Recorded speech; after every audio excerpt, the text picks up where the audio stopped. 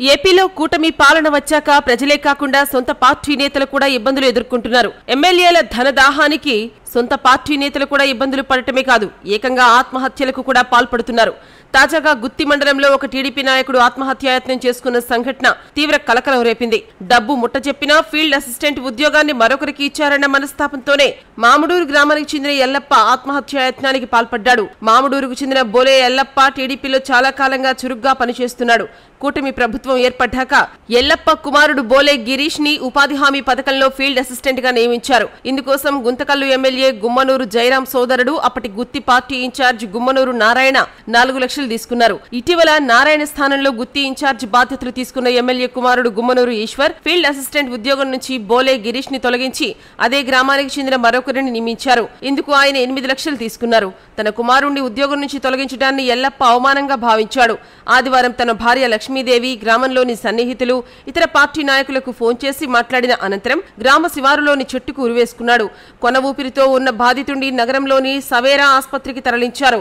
ఇన్ని రోజులు పార్టీలో పనిచేసినందుకు మంచి బహుమానమే ఇచ్చారంటూ ఎల్లప్ప కుటుంబ సభ్యులు వాపోయారు.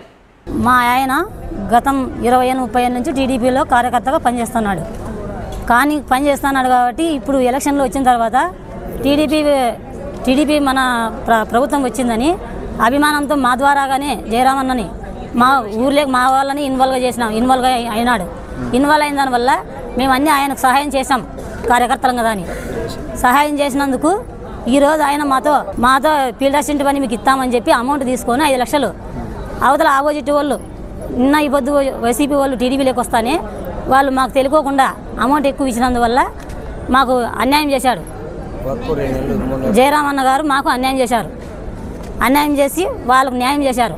దీనివల్ల మా ఆయన మనస్తత్వంతో గురైనాడు, అవమాన పాలైనాడని, ఇవన్నీ సొసైటీలో ఇవన్నీ అవమానమైనాయని, మాకు ఏమీ న్యాయం జరగలేదని ఊర్లో నాయకులు అంతా రెచ్చగొట్టడం వల్ల మా ఆయన చాలా గురి అయ్యి అవమానంతో మనస్తత్వంతో గురైనాడు. మీరు సీఎం గారు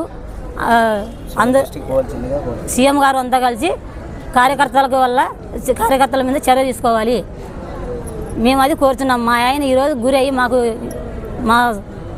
అన్యాయం జరిగింది. మాకు న్యాయం జరగాలి. ఈరోజు టీడీపీ వచ్చినప్పటి నుంచి మేము మాకు ఫీల్డ్ అసిస్టెంట్ పని కావాలని అంటే ఆయన నారాయణ అన్న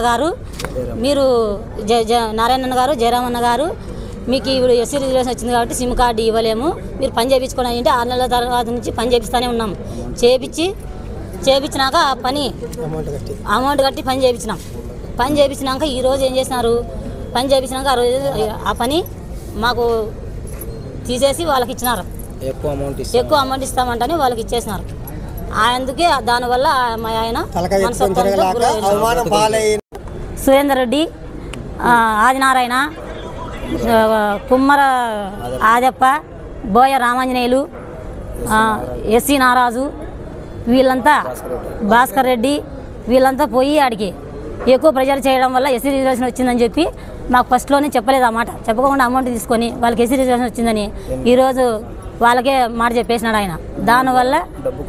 దానివల్ల గుమ్మనూరు జయరాం గారు డబ్బుకు లొంగి మాకు అన్యాయం చేశాడు టీడీపీ కార్యకర్తకు. మాది మామిడూరు గ్రామం, గుత్తి మండలం, అనంతపురం జిల్లా. మామిడూరు గ్రామం నుంచి బోలే ఎల్లప్ప అని టీడీపీ కార్యకర్తగా గత 25 సంవత్సరాల నుంచి 30 సంవత్సరాల నుంచి పనిచేస్తున్నాడు.